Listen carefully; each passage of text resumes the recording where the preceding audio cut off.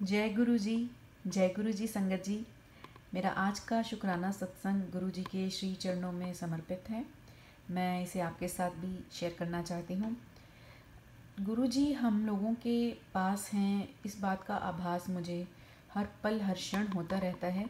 ये कहने की बात नहीं है, ये एक्चुअली मैं इसका अनुभव करती हूँ।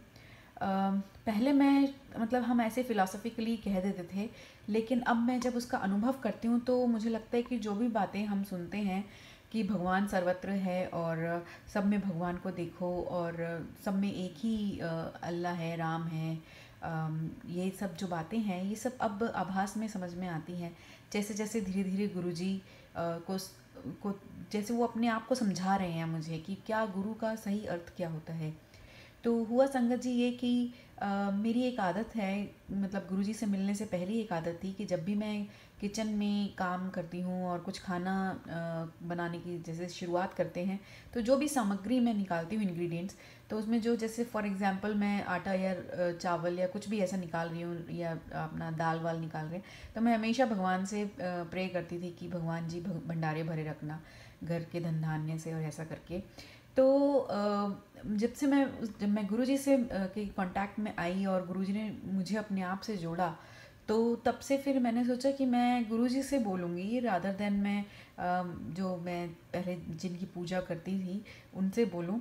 तो मैंने सोचा कि मैं गुरुजी से बोलूँगी, गुरुजी भंडारे भर, जैसे हम लोग आम कहते ही हैं कि हमारी रक्षा करना, ये करना, वो करना, ऐसे इस टाइप से, तो खाने के टाइम पर भंडारे भरे रखना धन धान्य से।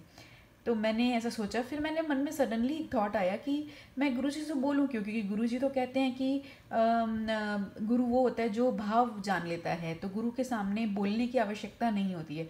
तो मैंने कहा ठीक है, जब भी मैं निकालूंगी तो मैं सिर्फ जय गुरुजी बोलूँगी, मतलब माइंड में लाऊंगी।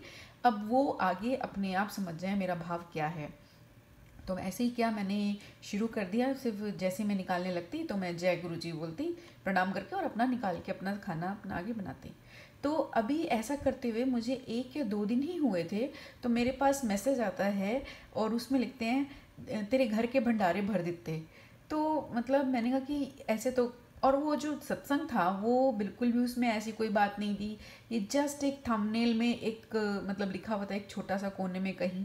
तो ऐसे बहुत सारी बातें होती हैं जो अचानक से होती हैं और आपको लगता है कि आपके क्वेश्चन का आंसर आ गया, और गुरुजी के साथ जुड़ने के बाद से ऐसा आभास होता है कि अभी मेरे माइंड में क्वेश्चन आया और उसका आंसर आ गया किसी ना किसी रूप में, चाहे वो मैसेज हो, मैसेज के फॉर्म में हो, चाहे थॉट की फॉर्म में हो, चाहे किसी के थ्रू बुलवाया हो, चाहे कोई लोग आपस में बात कर रहे हो और मगर उनकी आपस की कॉन्वर्जेशन में आपका आंसर आ गया हो।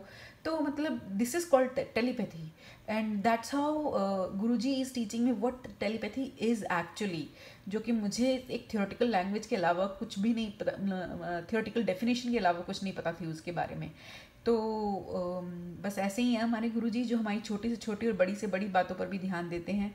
और कोटि कोटि शुक्राना गुरुजी महाराज का, सदा हमारे साथ यूं ही बने रहिए गुरुजी, हमें जोड़े रखिए अपने साथ, बस यही आपसे अरदास है। इसी गुड नोट के साथ मैं अपना सत्संग यहीं पर ही विश्राम देती हूँ वाणी को। और जय गुरुजी, शुक्राना गुरुजी, अनंतम अनंतम शुक्राना महाराज।